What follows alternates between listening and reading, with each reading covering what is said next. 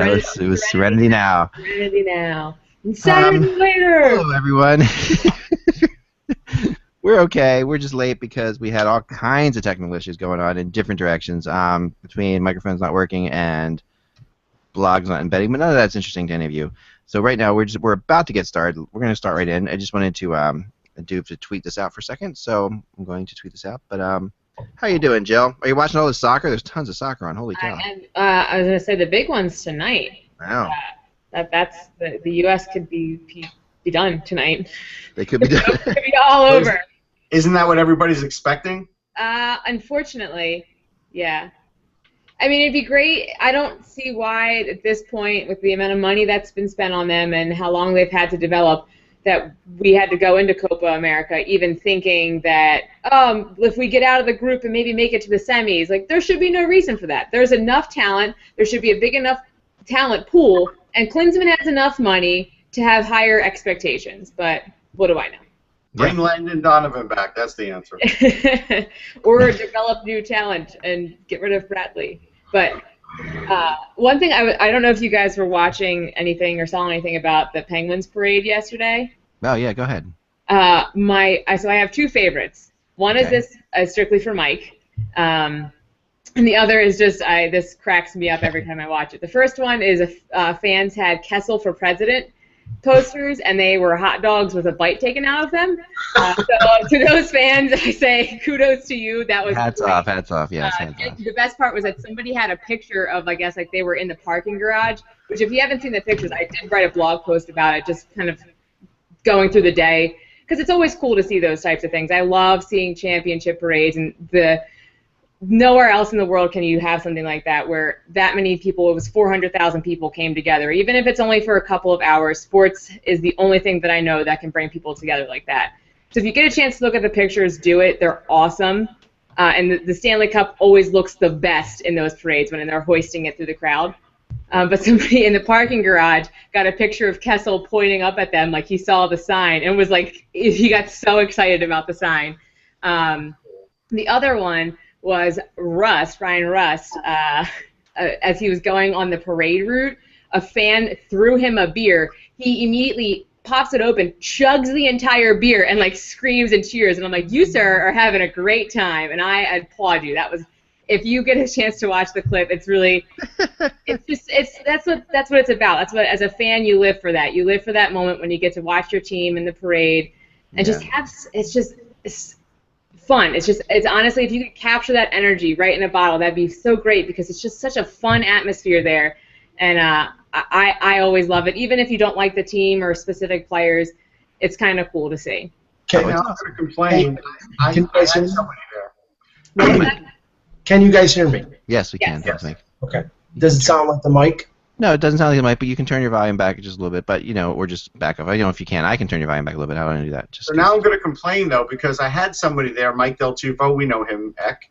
Yeah, I know Mike Del Tufo. Tufo. Sent me a lousy picture of Crosby and the Stanley Cup and the Conn Smythe and Malkin. Like, what the hell? Dude, there were so many great things yesterday. Somebody had a sign that they drove from Kentucky. They drove from Kentucky to go to the parade.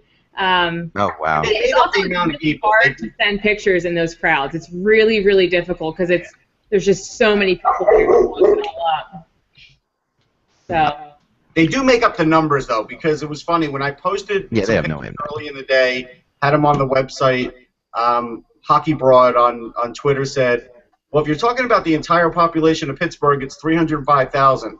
And because I wrote that basically I think that the whole population was there. That's amazing. That is an amazing low number. When I saw that, I was kind of shocked. That doesn't include the metro area, though. No, right, it's not the metro area. But then later, they estimate 400,000, and you know that that's not even right. You know that that's not the right number. No, it's hard. I mean, remember they were trying to estimate the amount the Pope had and all that stuff in Philly? It's so hard to estimate that. What do you figure? Like, within that square, there's going to be 150 people, and then you try to just figure. It's hard to do. I mean, there were a lot of people there. It was very significant, and I'm not surprised. I mean, there was, I believe, and I'm just guessing, 100,000 people Oh, I think it was more than that. I think it was outside. No, I'm talking about outside the arena. I really felt like there was 100,000 outside the arena for Game 5. I really felt like that looked like 100,000 people to me. Now I don't know what 100,000 people looks like, but I think of like a big stadium like University of Michigan Stadium. That's 100,000 people. It wasn't 100 at the one screen. I was told it was 20, and then at the other one that may have been more.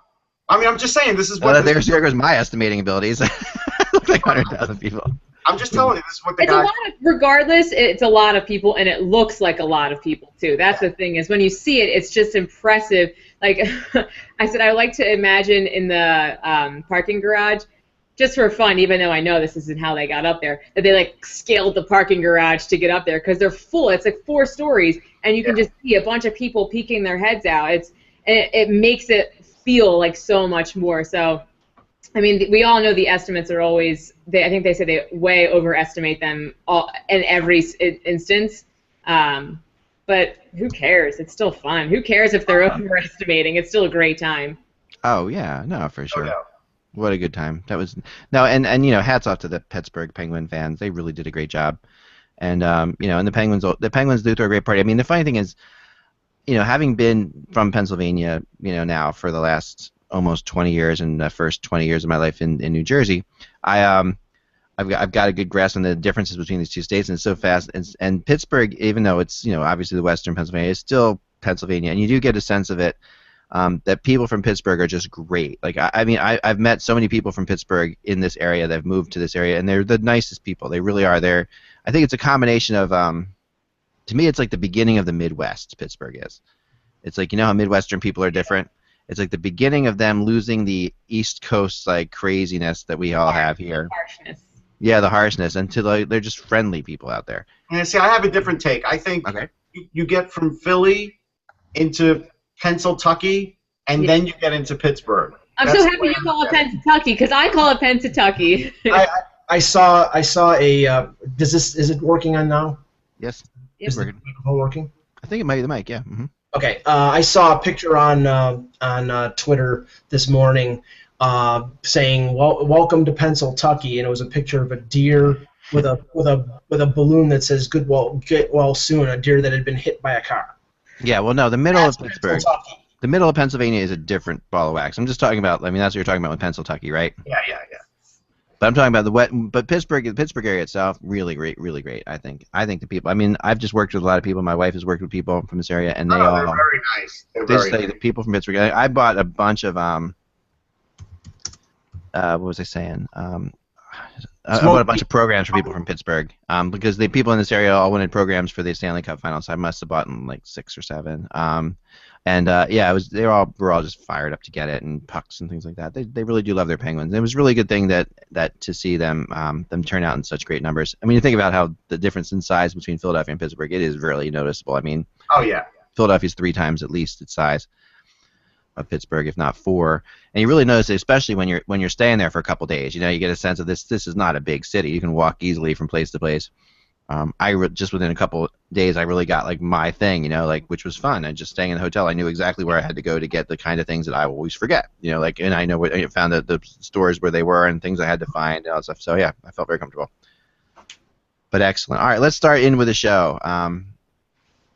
All right, here we go. Do you remember this, guys? This is real quick. Let's see if this works. I tried to screen share a while. It hasn't worked for a while. Let's see if this will work today. All right, maybe not, but let's see. Let's see this work. Okay, it sort of works here. Remember this picture?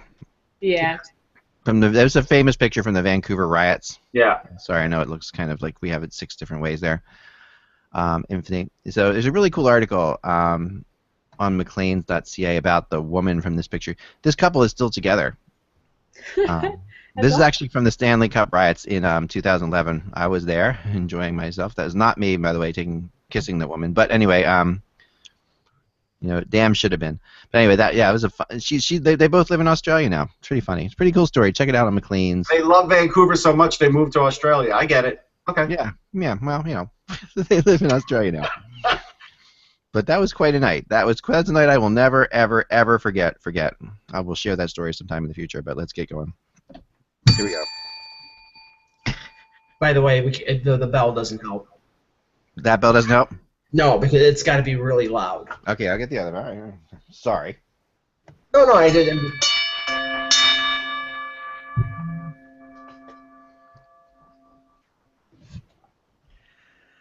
Hello, Hockey World. It's Thursday, June 16th, 2016.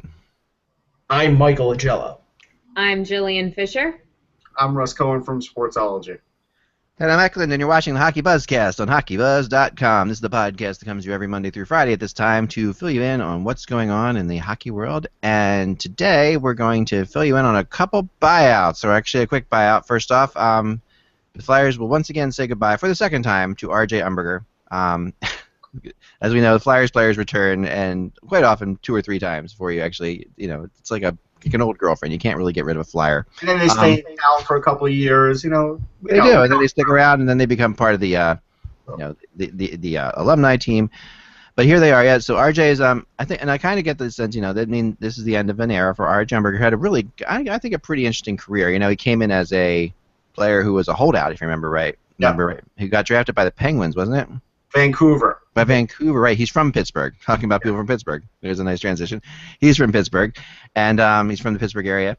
Got drafted by Vancouver. Did he play at Ohio State? Yeah, played at Ohio State. Yeah, right. So then he was a Blue Jacket. Of course, after being a Flyer, he went to Columbus.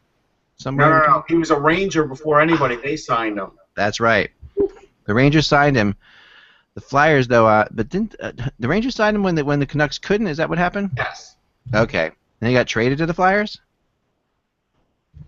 I thought the Flyers signed him when the Canucks couldn't. Yeah, no, the Flyers did. Right, yeah, the Flyers signed him when the Canucks couldn't. Oh, you know what it was? I know what it was. The Rangers tried him out, and they didn't sign him. You're right. Right. The Flyers signed him. There was one of those things that went like beyond a year, and his rights became available, and the Flyers signed him.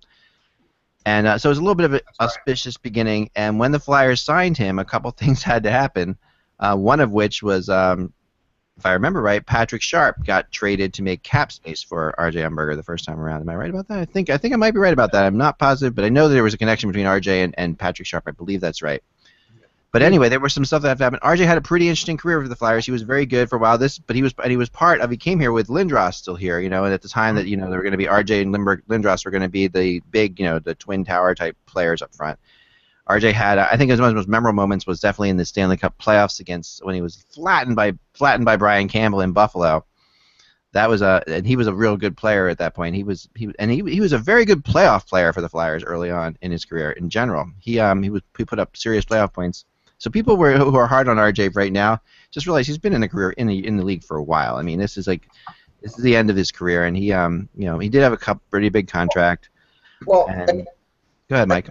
Yeah, no, what I was going to say is when that trade was made between Columbus and Philadelphia, everybody looked at that deal and said that the reason it was made was because Hartnell had, I think, 4 years left in his contract, and Umberger had 2. It was clearly a deal where we'll live through a year or 2 of Umberger and then buy him out, rather than having to buy out Hartnell and it stretching for 6 to 8 years. So, I mean, for my mind, that was the goal all along, and he really didn't contribute much in his second incarnation in Philadelphia. I mean, no, I would say that's putting it lightly.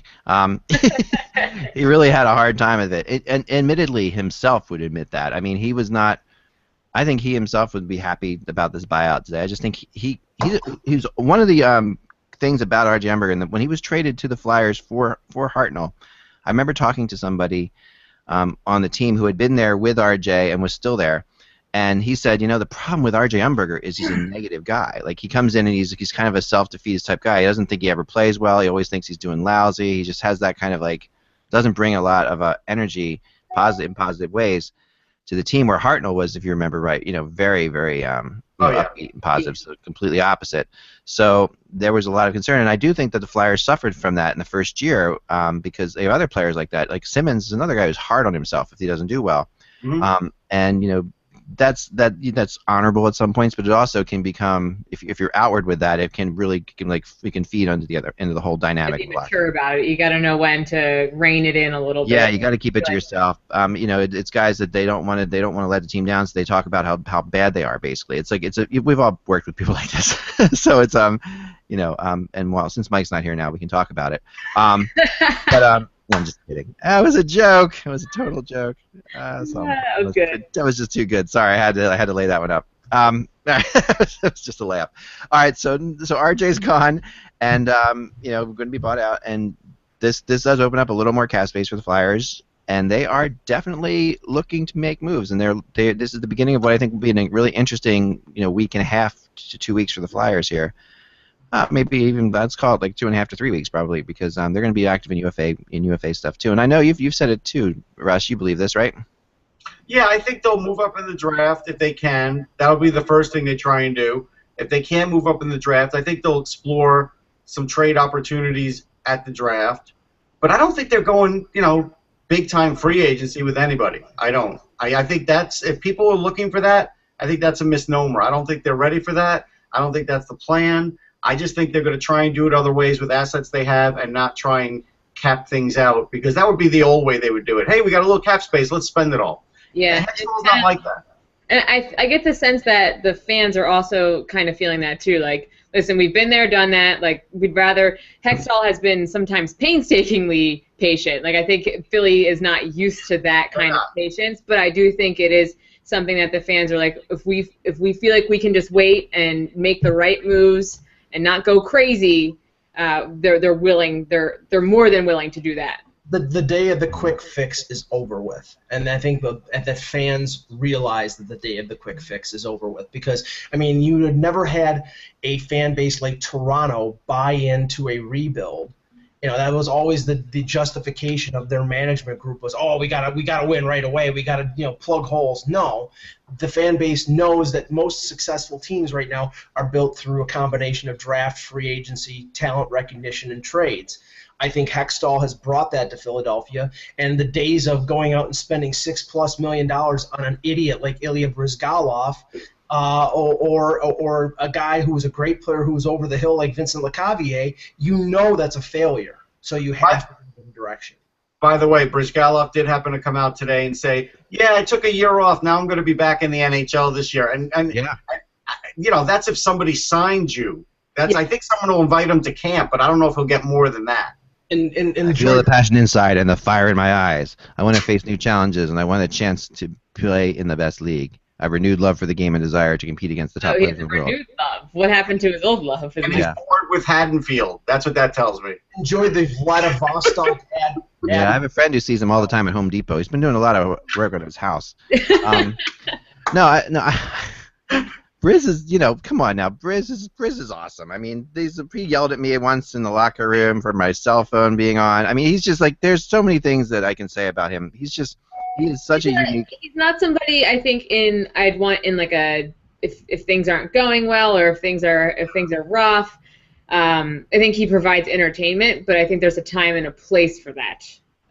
If you're getting him as a backup for $1 million, fine. But other than that, there's not a lot of positives to having him on your team anymore. That's just the reality, because his game isn't as good as it used to be. Yeah. Everybody liked the idiosyncrasies when his game was good. When his game wasn't good, the idiosyncrasies wore on people. They were weird. It was uncomfortable. Sometimes it was straight up awkward to watch some of those interviews. It felt like, I feel like I shouldn't be watching this right now, right?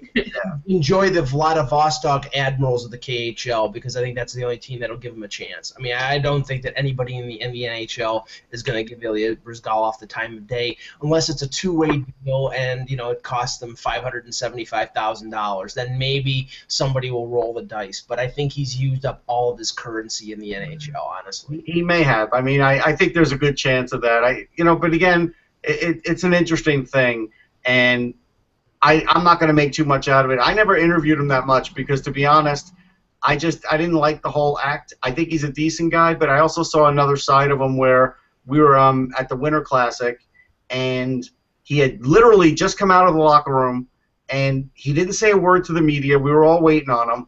He gets his gum and he just throws it into the trash can like he's dunking it, and he walks out. And then we all looked at each other and said, I guess he's not starting a Winter Classic. Oh, that's super weird. That was the start of the whole downward trend with him, if you remember. That was awesome. What a great story. I heard that as I was walking back. Sorry. I always remembered that. That is like... Yeah. Right, didn't that stick with you? Yeah. There were so many things. My phone, when we were sitting in the locker room, we were standing in the locker room, and we were all around another player in a scrum, but I was next to Bryzgalov, who was changing, so he was over here sitting next to me, but I was interviewing somebody over there. He's just sitting there. It's not like it's quiet. People are talking all over the place, and my phone's on vibrate, and it goes, and he goes, "Hey, turn your phone off." I'm like, "Really?" I just looked. He just had a horrible game. But it was, whatever. He was just. Yeah, I mean, after being the star of 24/7 and talking about what was it, tiger blood or whatever, drinking vodka, whatever the heck it was. That is what's that before the 24/7, Bryzgalov was on fire in Philadelphia. Yeah. After the 24/7, it was a disaster. I mean, that literally 24/7 destroyed his career, I feel like. Well, it didn't help it. I really do. I really think it did. I thought it was pretty terrible. It didn't do wonders for Bruce Boudreau in Washington, because everybody perceived that he was, going above and beyond and dropping bombs. And the only thing anybody remembers from 24/7 when it was Toronto and Detroit is the toaster with Randy Carlyle. Right. I mean, I will admit that I actually think, though I disagree with you on Boudreau. I still believe to this day that Boudreau would not have kept his job. I felt like I think you're right.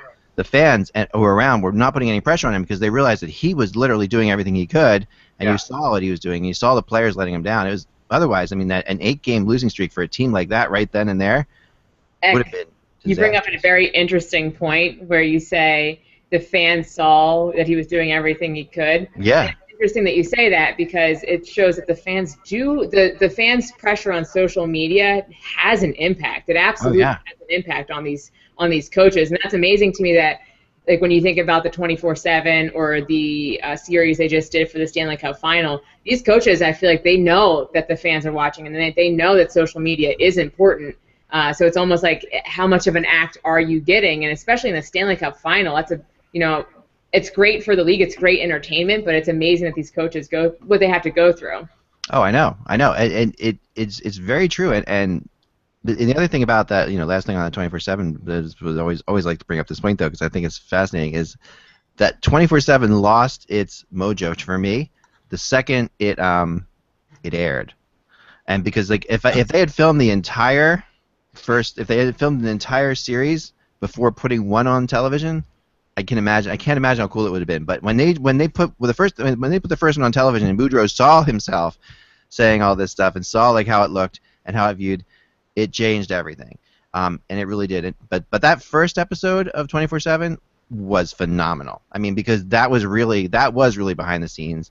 And after that, though, they say they were just ignoring the cameras. They weren't ignoring the cameras. You can't just ignore the cameras. So I think we need to talk about the Conn Smythe gate, because now we see how the voting has broken down. Frank Cervelli, we know. All right, so we wouldn't be a really hockey buzzcast if we didn't talk about Phil Kessel anyway. So, all right, yeah. So as we now know, Crosby edged Kessel in a tight Conn Smythe vote, a 9-7 apparently, with 2 voting for Letang for some reason, which I really didn't. I don't know. I mean, I had heard there was. I actually probably know who those 2 people are because I had a discussion with 2 people one time over dinner at the media thing about who said they thought Letang was the MVP. So I can tell you who they are, but I won't.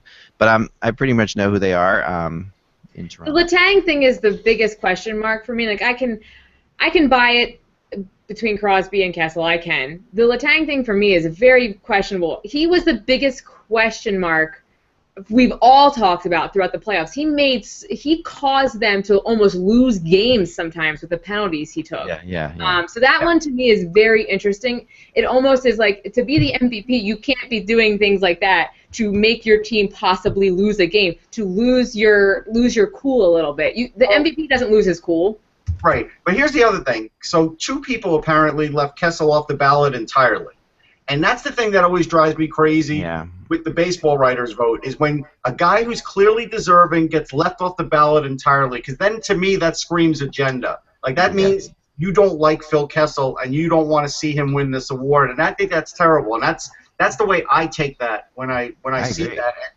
And here's the thing: Crosby didn't score a goal in the Stanley Cup. Right. Now, Bill Guerin came out, and Bill Guerin's a good guy, but he's like, well, he did the 2-way thing and everything, and it's like, you know what, that's fantastic. But how many 2-way guys that do all the little things win the Conn Smythe?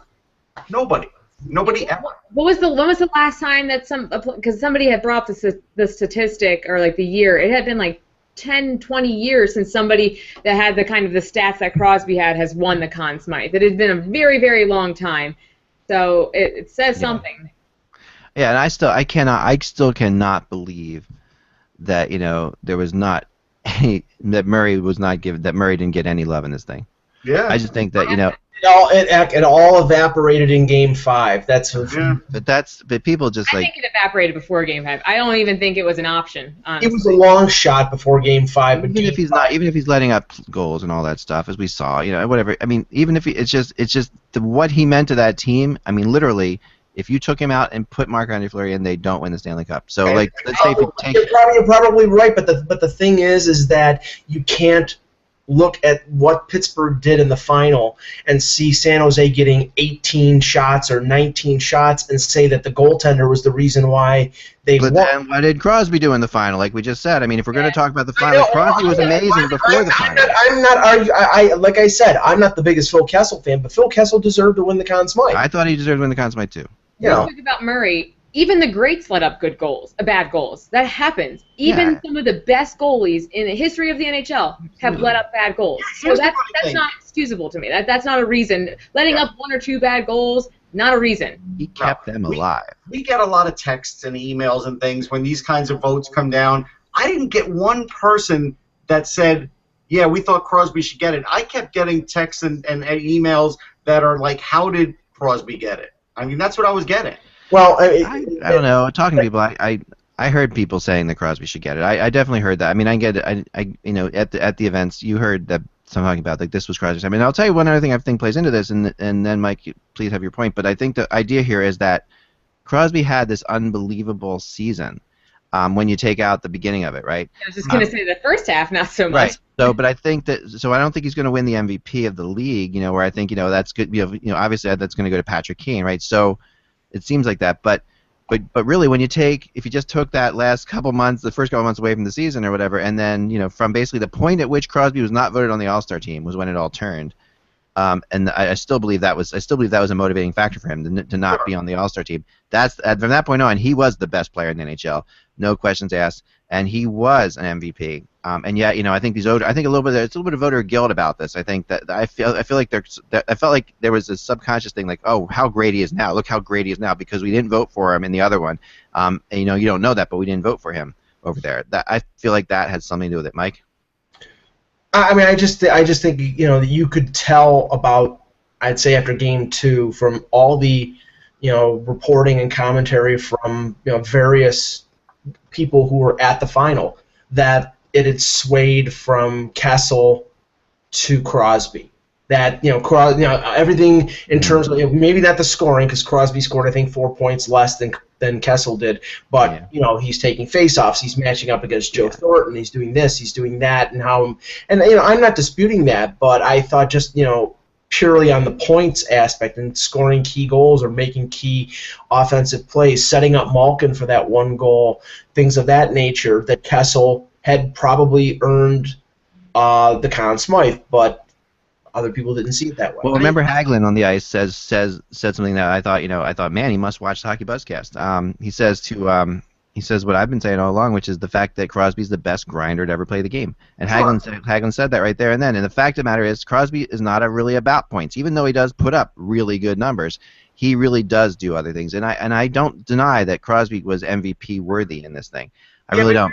You know what the thing is, though? Like, I'm not denying he's not MVP worthy. I'm just saying there was clearly a better candidate.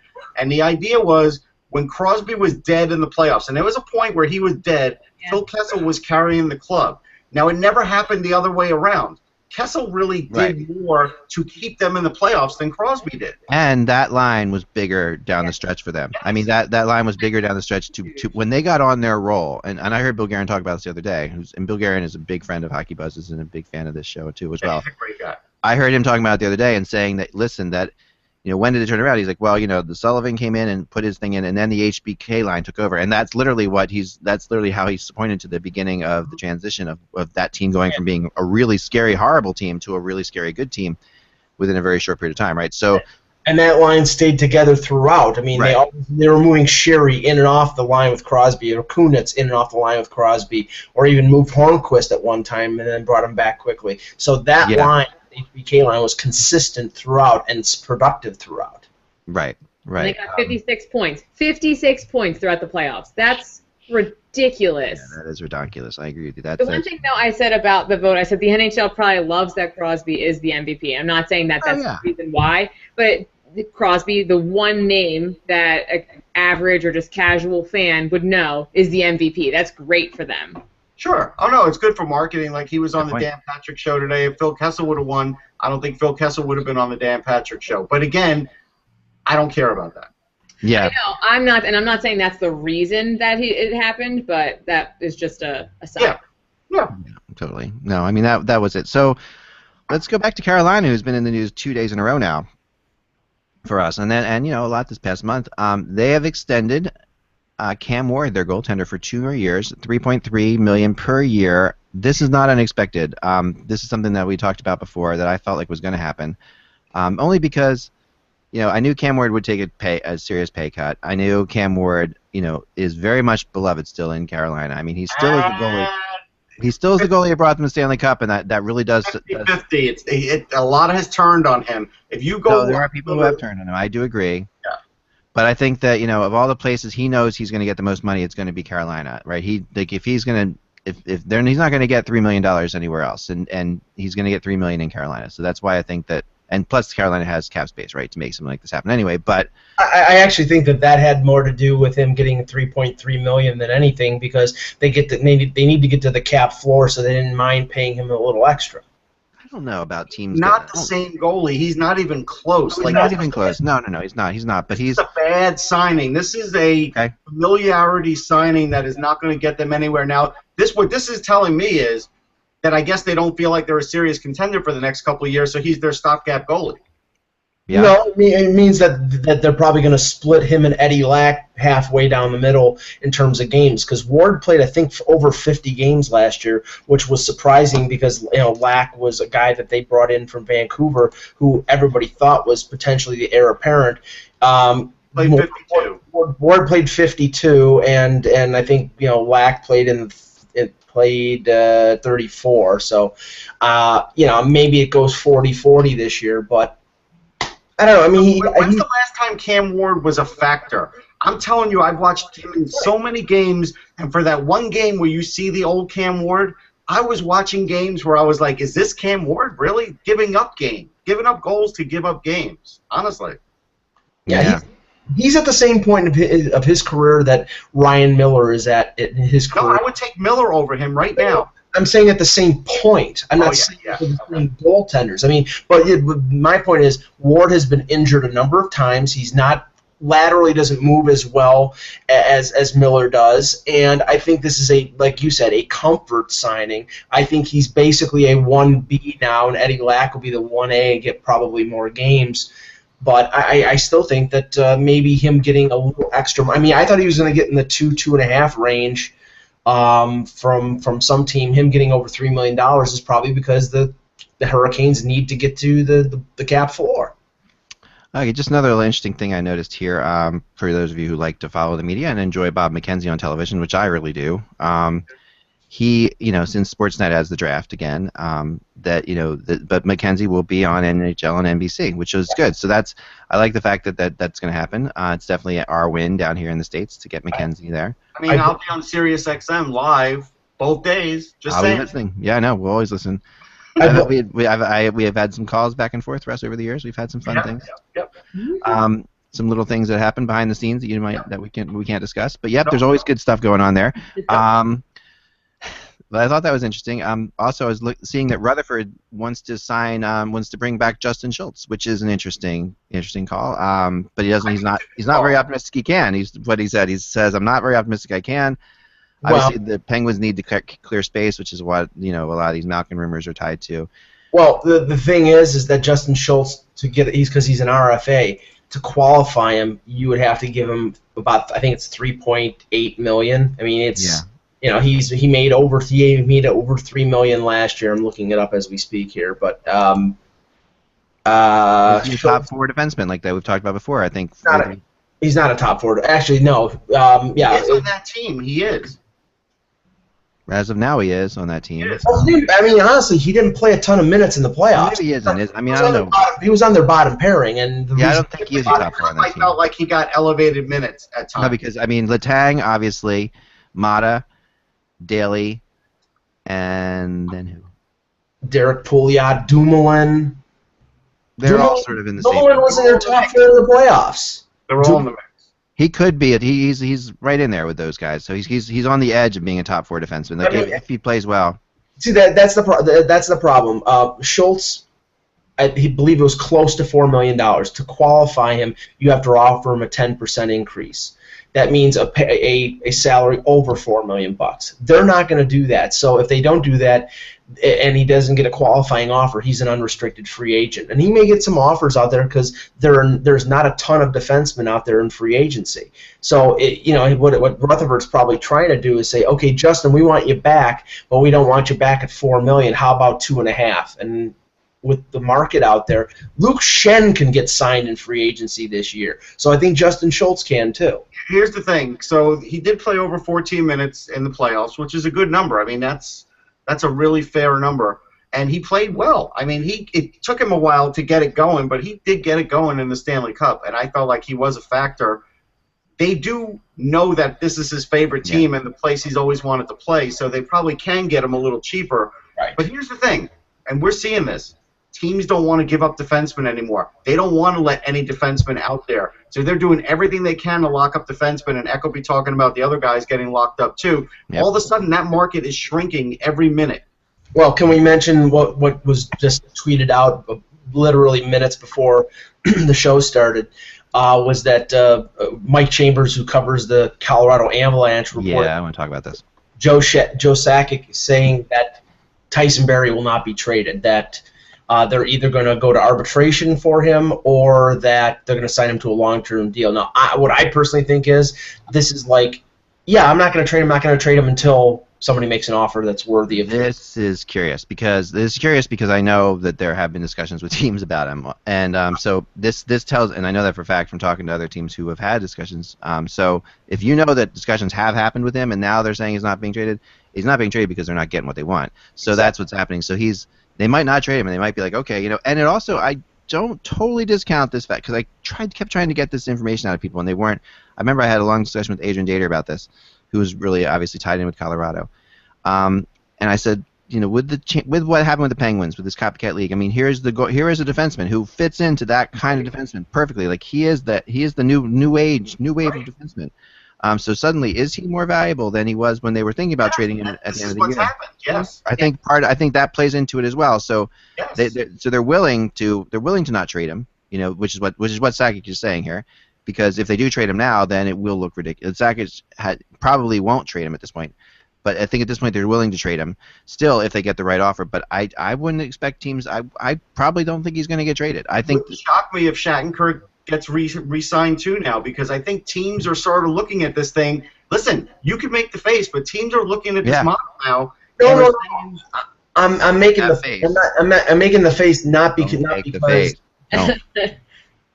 I'm making the face not because Shattenkirk will stay with the Blues, but I think it's more the fact that they can't afford him or can't afford to spend that kind of money on another defenseman when they're spending money on Bouwmeester and Pietrangelo, and probably after next year, having to sign Parayko to a long-term deal. Yeah. I mean, Shattenkirk is 1 year away from being a UFA, and unless you're prepared to spend $7 million on him, they're gonna ride it out. I don't think they're trading him. That's basically my point. Is they'll ride it out and they'll try and re-sign him, but they're not gonna put him out there for a team now, because he may be the difference of some team making it to the Cup or not. And I think and I talked to somebody about this yesterday, and more than ever, I think we have to realize that players are going to be lost. That teams are willing to lose players for nothing, as we call it, nothing. Which is Kevin Allen always says is for cap space. What you don't lose a player for nothing, you lose him for cap space, which turns into players to be named later. So you do end up picking up players,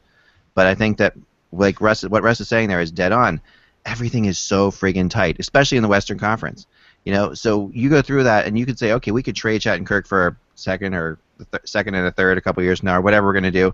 But why would you do that when it's going to come down to the fact that you need all that depth on defense in the playoffs?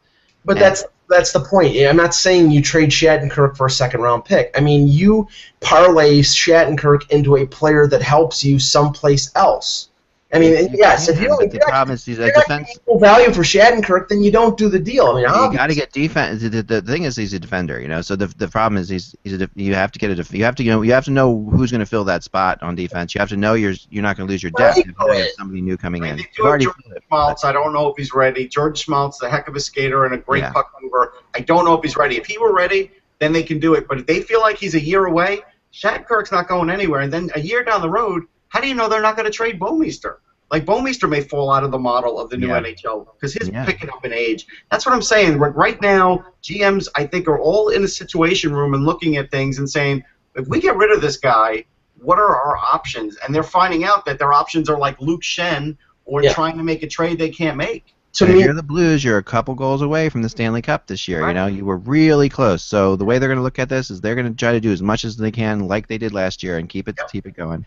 To me, Russ, this is all a ploy. This is a ploy by general managers to try to maximize their value for their defensemen. I mean, I would say in the past it was, but I think the funny thing is we've started to see, and under the cap, some GMs telling the truth. Now, I'm not going to say it's all GMs, but I'm going to say we've seen like 30 or 40% of the GMs now starting to tell the truth because they really are up against the wall and out of moves. And again, with the Michel Therrien, we thought Bergevin was definitely going to do something there, and he was like, no, and he really didn't. And so, like, you know, it's starting to show me now that because there's not that much maneuverability, they're telling more truths than they used to.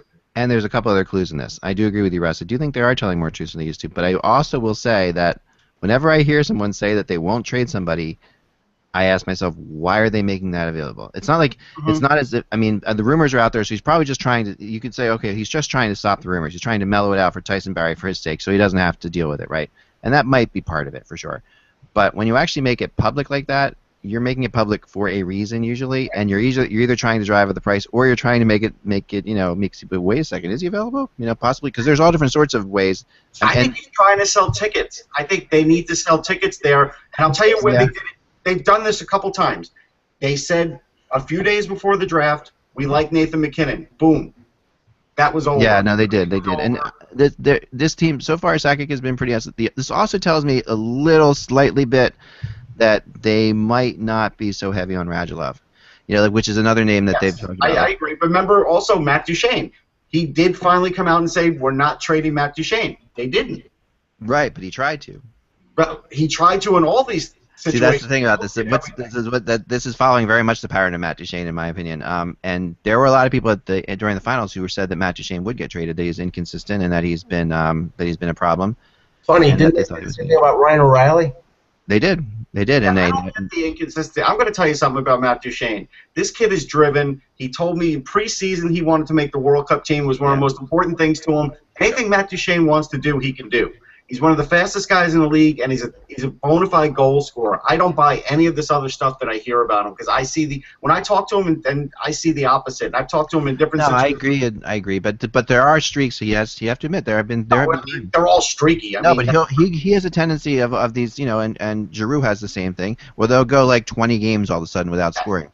And that's something that, you know, those kind of players really shouldn't be doing. Like you shouldn't. They also show up when they need to. Is the other thing too. When push comes to shove, they do show up. True. And Duchene really last year just definitely showed his after the trade rumors they woke him up last year. That was no question about that. That was something they had to hit him with a cattle prod to wake him up. They did wake him up, and I do agree he's a competitor and a fierce competitor and incredibly fast. And you know between him and McKinnon, you have two players there that are just stupid fast, you know. So and Tyson Barrie too. I mean, you have a lot of speed there. One quick thing before we get on to the prospect of the day, and that would be that the Moscow Dynamo, which is a really famous, I mean, one of the more famous teams, Russian teams. I mean, it goes back forever. I mean, the Dynamo, before there was a KHL, where you know there were two teams in Moscow, the Red Army and the Dynamo, and they would come over to the States and play in the 80s. And not many people remember the Dynamo actually did come over on a couple of tours too. Yeah. As well as, you know, we all think of the famous Russian Red Army team, but the Dynamo came over too. They failed to hand in their financials for next season, the next season guarantees for the KHL, and have not paid their players yet in the KHL. And there's big talk right now that they might be leaving the KHL, which I don't know where they would go. Would they go to a Finnish league? I mean, what would they do? I think they would go to like the Finnish or Swedish league. Yeah, that's where I think they would be headed. Wow. I can't imagine that something like that could work. You know, Moscow is not close to Finland. I mean, yeah, it's not close at all. Let's put in perspective how big Russia is. I mean, we're not talking about oh, just go to Finland because it's the next country over. It is the next country over. They're gonna have a team in China in the KHL. How close is that? Yeah, but we're talking. That's closer. KHL. I mean, there are teams that China has. It depends. But it's one thing to talk about a team in St. Petersburg joining the Finnish league because I think it's just over the Gulf of Finland. We're talking about 5 or 6 time zones. You're talking about Moscow, which is in central Russia. But they don't pay for the oil. So let's theory for a second. I know as Jillian gets out her map for a second. Let's see. I got Moscow. It's right here. Okay, stop. Oh, look, that's so cute. You have an old school map there. Don't judge me. How far is Moscow from Helsinki? Is that from 7th grade? No. Legit globe, thank you. I'm just a dork. What? All right, so 500. Moscow. It's closer than I thought. I stand corrected. I never would have guessed it. Right here. So I don't think anybody can see it, but it's not that far. It's 600 miles basically. So, but to China would be a lot further. Yeah. Russ, you're right. Yep. See, there you go. So Moscow and then China down here. Yeah, let's just say I wouldn't want to fly that on one of those Russian airlines. Don't know much about geography. I thought it was much further, and see, this is why I have a globe, Russ. There. I didn't need a globe. I knew. So who is our prospect of the day? Mr. Russ Cohen from Sportsology and the Hockey Prospect Show on XM Radio. Yep. Jake Bean. Jake Bean is our prospect of the day. He played for the Calgary Hitmen. Jake Bean and Travis Sanheim made up the best duo, the best pairing in junior hockey last year. So that was a big deal. They were fantastic. And the reason they were fantastic is because Bean is not the best defensively. But this guy does everything great offensively. He jumps into play well. He quarterbacks the power play great. He at times looks like a forward out there with the puck. The good part for him was Sanheim was really, the greatest complimentary guy for him because he would not always jump in the play and would stay back and yet still could move the puck with him as good as anybody else. So Jake Bean's an excellent skater. The problem with Jake Bean, it's a small one. If you see him in person, and I'll post a picture later. I don't know if I posted one that I took at the Combine. He's 6'1", 170. Maybe he's added a couple pounds, but he's very slight in the shoulders. And he's a bean pole, essentially? I don't want to say that. But he is slight in the shoulders. And so you do kind of wonder, how much more strength can he get? How much, so that's the only part about him that I wonder about. I still think he's going to go in the top 20 because he has that ability and he is a point getter. But the idea is, you have to look at those things now because guys who are a little bit on the thin side sometimes wear down. Like Ryan Nugent-Hopkins, I was worried he wasn't going to play right away because of that frame. He did play right away, and you could see he really hasn't put on much weight, and he hasn't. I don't think RNH has reached the level that people expected. No, not at all. And he's had a struggle. I mean, one thing I'll quick say, and then let Mike talk because you know more about Bean. But one thing I have heard about this, to Flyers fans' delight, which is like you've said, is that they really like the way Sanheim played with Bean, and a lot of them compared Bean's game to Gossipier's in some ways. That is more of just a all go, and they said here you have Sanheim who come in and very much compliment Gossipier because he's already been in that situation. So just. Well, the thing is, I think there is a place more so now than there was, say, 5 years ago for a defenseman like Bean and his physical stature because of the way the game is going in terms of speed. A guy like Shattenkirk isn't exactly a monster physically. Tyson Berry is not a monster physically, but there are games that I think are based more on speed, so I think that improves his value. And if you look at the way the draft is sort of breaking out right now, or the way we think it's going to fall next week, there's that top 3 level of defensemen with Chychrun, Ilya Ulevy of London, and Sergachev of Windsor, and Bean and Charlie McAvoy and a couple others, Logan Stanley. That's that second level that will probably go, Dante Fabro, that'll probably go between 10 and say 25. And I think there's going to be a few teams that are going to try to move up either from the second round or maybe the low first round to get up there into that middle of the first round to get one of those defensemen, and Bean is one of those guys that they're probably targeting. No, I think that's accurate, and he's not related to Mr. Bean. Yeah, that's the first thing I think of. Just a quick question. This might sound ridiculous. I like to be that way because I think a lot of people don't understand prospects and how this works. So I'm not kind of that person. So people out there listening, I'm kind of asking questions for them as well. It seems to me like with this influx of defensemen like this that are very much offensive minded and big and lanky and speedy. This is a common thing right now because I don't think we had any of them 10 years ago, and I think a lot of players went to that direction as they went through. Is there a possibility that you could see a future where you have guys who are a little bit more interchangeable with defense and wing, because some of these guys feel like they're wings and they're defenders, and the defenseman. You know what I mean? Like right now, I know when you're young, you just kind of want to focus on one thing, so you get that one thing really good. It's possible. I mean, Ron Greshner did it for the Rangers one year. They were short, and he moved in from the defense, and he was always that kind of defenseman. And back then, he was one of the rarities, and he scored like 30 goals, I think, on the wing. And so it is possible. I wonder if you'll get a coach that will really try this. Like this seems like something that Well, the coaches have tried this before, Ak. They have tried it, but not really. Mark Howe played both the wing and played defense. I know that Phil Housey was drafted as a defenseman. Scotty Bowman moved him up to center in his second or third year in Buffalo. Bowman did a lot with the players. He actually moved players around quite a bit. Yeah, but I know that there's a couple, because I've been doing a lot of research for the draft. There are a couple players in this draft that are interchangeable that have played like wing and defense. Yeah. But I think the thing is players like Jake Gardner, they were forwards in high school and then they ended up becoming defensemen because the want of the Brian Boyle was a defenseman. Right. Yeah. You needed that because most teams either need defensemen or they need something else. And I know just from coaching even soccer where we have players that play sometimes striker, sometimes back, sweepers, different spots depending on situations.